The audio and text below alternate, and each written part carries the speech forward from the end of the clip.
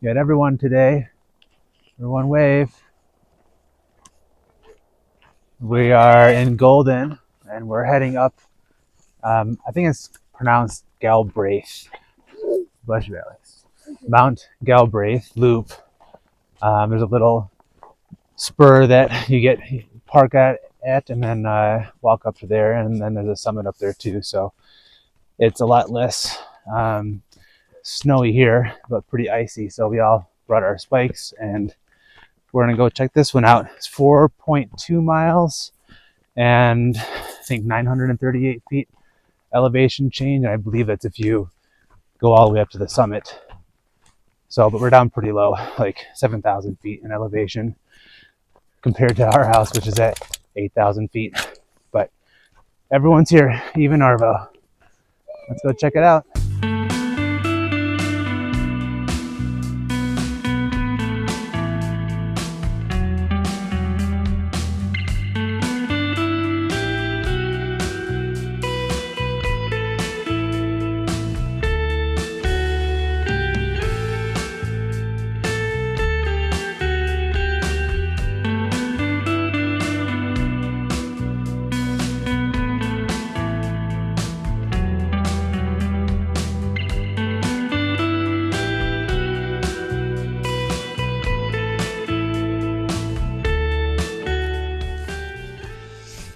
Well, we're already getting up a little bit and getting some nice views. Definitely a lot less snow down here. There's a lot of other people on the trail, and Arvo's wants to go see everyone. Yeah, it's a nice area. Still part of Jefferson County, and this is one of Jefferson County's open spaces. And this is the trail.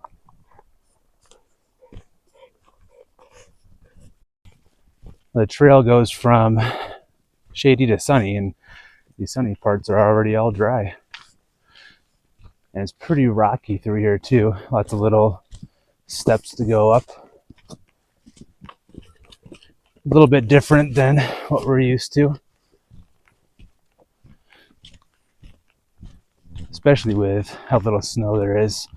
But then you come to a section like this where it's densely snow packed and really no sun over on this side. So we've only gone maybe, I don't know, quarter mile or so. We've already gone up, I don't know, I'd say a good 200 feet. And down there is the parking lot right on the road. And we drove the big blue truck today. It was full of snow. So I wanted to get some of the snow off of there before it melted and refroze and opened up the back window permanently. We've got the message maker back with us. Not just arrows anymore, but it says be careful if you couldn't read it, and then smiley face. A sign that says be careful. Yeah. With a little smiley face.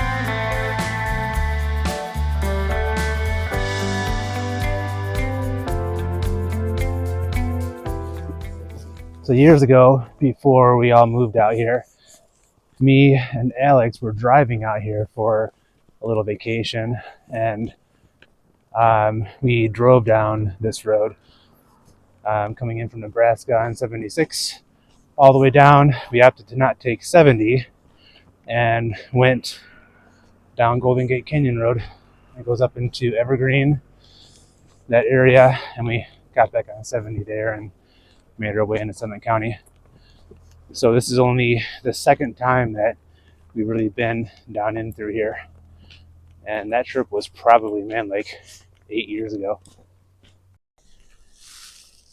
We're getting towards a good viewpoint here. There is definitely good viewpoints along here. And here you can see part of the town of Golden, looks like. They said from this trail you can also see the Coors Brewery too, so we'll see what we can find as we get to the top.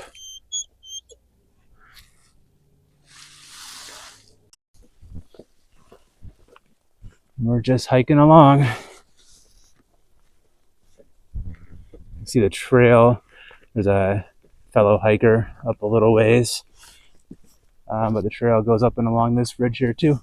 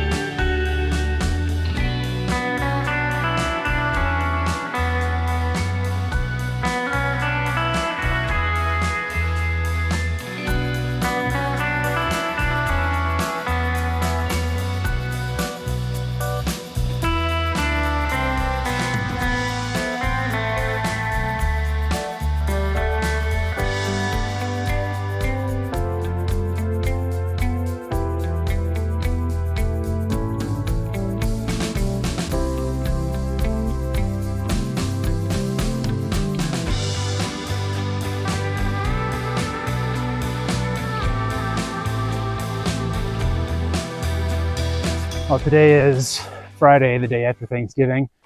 We don't really go down for the Black Friday sales or anything, so we opted to go for a hike today and promised the family that we would have a spaghetti dinner afterwards. So we're going to go through and burn a bunch of calories and re-carb up afterwards. But hope we all had a good Thanksgiving and ate lots of turkey. We had a good turkey yesterday and all the accompanying sides and everything too. So just climbing up some rocks here. It's pretty amazing the temperature difference we get during the day. At our house last night, it was in the teens, maybe even lower, maybe like 11, 12 degrees. And then today it warmed up to close to 40 at our house. And then here it's a little bit warmer because we're down a little bit lower, but probably only high 40s, maybe 50 degrees. But right now we're in the shade and it's very cold and windy. But when we get into the sun is just so much stronger here with the thinner atmosphere or air, maybe, I'm not sure exactly why, but you get into the sun and you start to sweat. So we are taking on layers and taking off layers and moving back and forth. And now we're in this sunny bit and the kids are just scrambling over these rocks. Yay! Fun! And it's definitely a lot warmer over here in this sun. We made it to the end of Cedar Gulch, and then we're gonna go a little bit on Mount Galbraith Loop, at least over this way, to see what the views look like from up here. Well, partway along the loop, you get up a little bit and you can see the brewery right down there.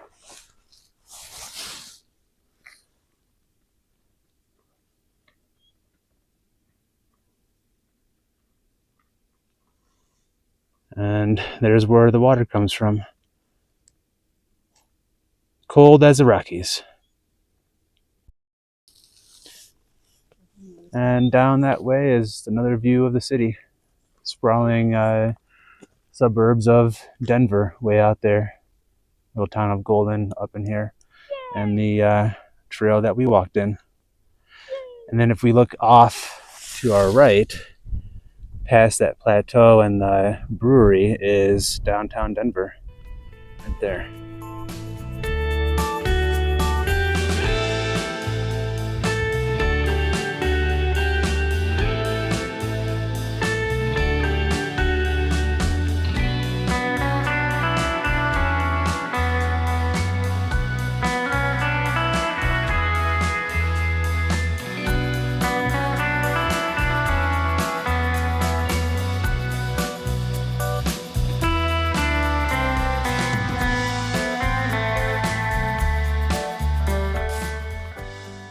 We're going through a bit of a scramble here at the top of Mount Galbraith. So everyone's pretty much made it up. I'm just following behind.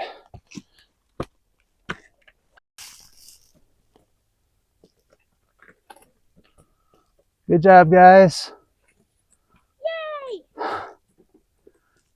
Ghost face, Eddie.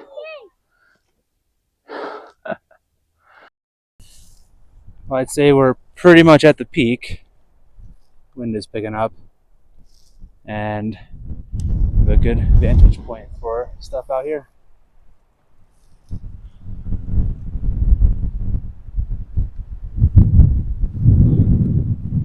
Well, at this point, we're just about 2 miles in. We've gone up 732 feet, and we've been on the loop for a little bit, getting up to the top. So if we went up 200 more feet, that'd be the whole thing. And I don't think that really includes the summit. So, but it's a pretty gradual incline going up. It's not that bad at all. It's a nice hike. And you have some very beautiful views up here. Lots of places to stop in, just taking the views. Some property out this way too.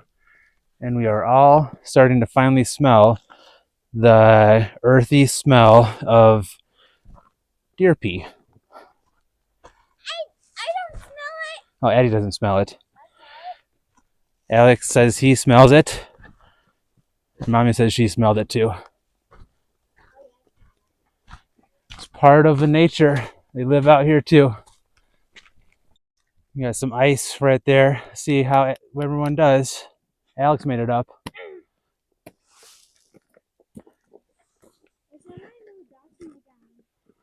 Mommy's gonna avoid it. I probably will too. I don't have my spikes on.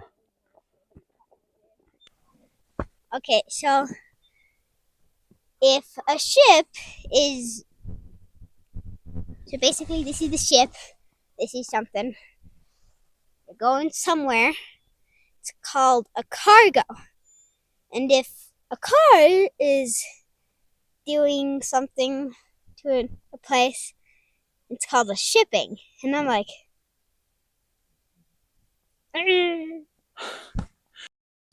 There are lots of great little trail parts through here. Lots of rocky things to go over and getting into the middle of the forest here too.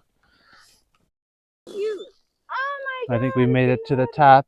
We found a couple of little frozen ponds in the rocks. That one looks like a flower. Oh yeah, it does. I see the petals of the flower in there.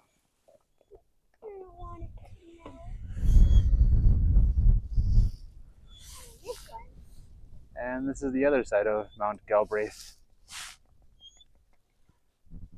No city over here, just the mountains and the nature.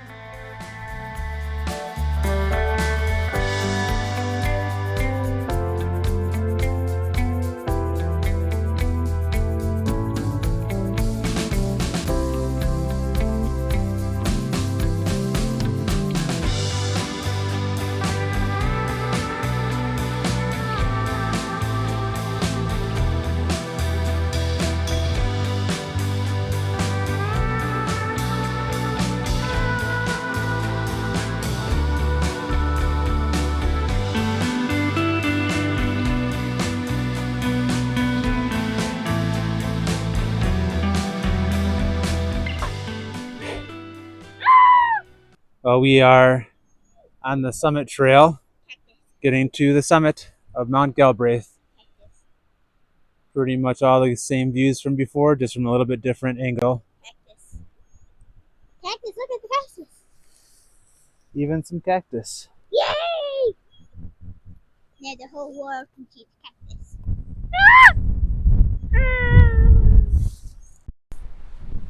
Well, it's a little bit windy up here, so we made it to the summit, and we're heading back down now.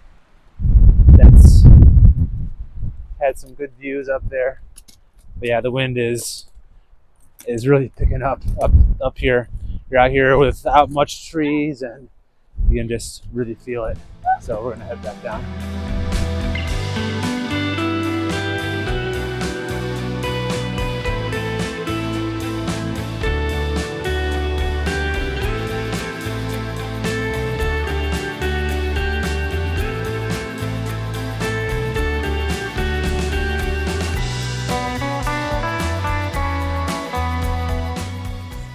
And looking over at this ridge line, we see hands, like fingers coming down off the mountain. And then also at the top is all these towers too. And I think this is where there's a couple of GMRS repeaters and 2-meter amateur radio repeaters. There might be some other amateur radios too. I'm not sure, as I only really operate on the 2-meter band. And then when we had our forest fire close to our house, I was looking up all of the different emergency frequencies, fire and police and stuff, and just getting those programmed into my GMRS radio, handheld radio. And I think they've got some stations that are based out here too. I'm just imagining, I'm pretty sure this is where they're at. So anyway, that's a pretty cool feature, pretty cool thing that we have here. They're everywhere really, but here it's different because there's a lot of, the wildfires, and the Colorado connection is pretty neat too. With if you're on an amateur radio operator on 2-meter, or even a GMRS operator too, you can get a radio in your vehicle. And since there's not much cell phone service in a lot of these different places that I go, I'm able to key up one of these 2-meter stations and ask for assistance if I were to get stuck somewhere or hurt or something and don't have cell phone connection, to be able just to call 911. So emergency preparedness is one of those things that I like to be prepared for, and plus it's fun too. But even those 2-meter repeater networks, I mean, if you're in a really remote place, you may not even be able to hit up one of those. Like a couple of years ago, I was hunting and I was on my mule deer hunt, and I got stuck pretty bad on the side of the mountain in snow, where I kind of thought my truck was actually going to topple over the side of the mountain. But I couldn't get in touch of any of those repeaters. But I was able to walk down where some other people were camping, and at least got a ride into town where I was able to get a hold of a towing company and get my truck unstuck. So I've never actually had to use one of those 2-meter repeater bands for actual rescue or anything. I just listen in, and every once in a while I'll talk to the people that are on there, but I can't hit them up from my house. I'm in a bad part of the valley where I need to install a taller tower with my antenna to be able to get in touch with those repeaters.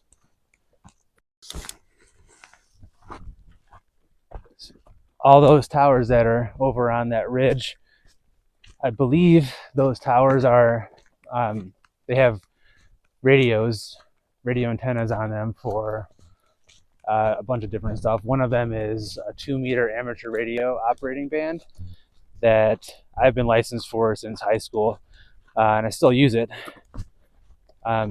There's a few different interconnected repeater networks that are out here. One of them is called the Colorado Connection, There's also the Front Range of connection to, I forget exactly what they're all called, but I'll put some links in the description to their websites and stuff. But out here, they're really useful because, I mean, even at my house, I don't have any cell phone service. And we get to different places out here. If you don't have cell phone service, then you have to either walk out quite a ways, maybe run into someone that can give you a ride into town, or another option is to use one of these repeaters to key up, and people sit around and listen to them, monitor the frequencies for anyone that might need help, and they can get your GPS coordinates or a description of where you might be at and call in someone to help you out if you're in trouble. So another pretty cool way to communicate out here. And I did all that stuff for fun when I was in high school and afterwards, and out here there's a real, it could be a real use for it too, besides just to chat, which is fun anyway too. I mean, I've seen people that have been on the bigger bands, 80-meter bands, that they can talk halfway across the world, and that's just pretty cool. So yeah, Colorado connection. There's GMRS radios up there too, and that's a different frequency that all you need to do is a license, and you can do that for your entire family and buy a radio, and then you can get connected to these repeaters and be able to connect. For amateur radio, it's a little more involved. You need to do some learning about antenna theory and regulations around communication, that kind of thing. So it's fun stuff. It's interesting, something just to adventure with. Well, we made it through the whole loop. So we are on the little spur heading back out, Cedar Gulch, heading back down to the parking lot. Come on, Orvo. Well, we are on the right track. We're finding Addie's arrows. Well, we're getting to the end of this one. It's a pretty nice little hike, 4 miles, 4.2 miles, and 900 some feet of elevation change. We're heading back down, just about to the end. And be sure to hit the like button if you like this video, and subscribe for more content. Some cool hikes coming up. Found some neat stuff like fire lookouts and more airplane wreckages that we're gonna go check out here pretty soon.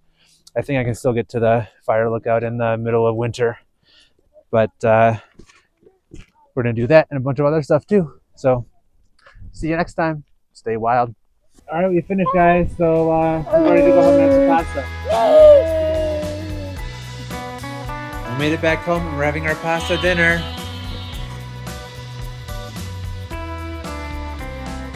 I'm gonna make some more. I thought that would be enough.